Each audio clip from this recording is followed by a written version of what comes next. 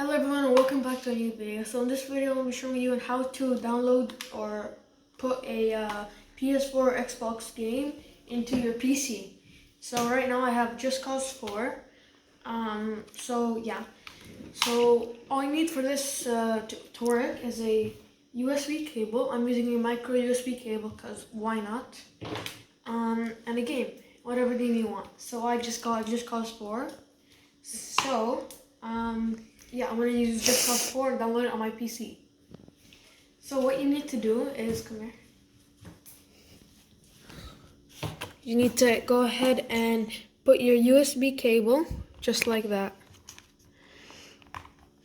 Make sure it's stuck inside, and then just close the game.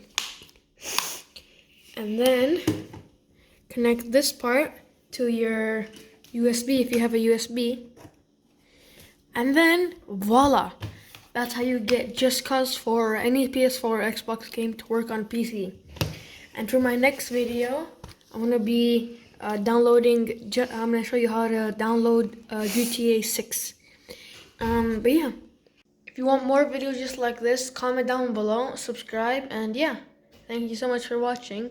Peace, bye.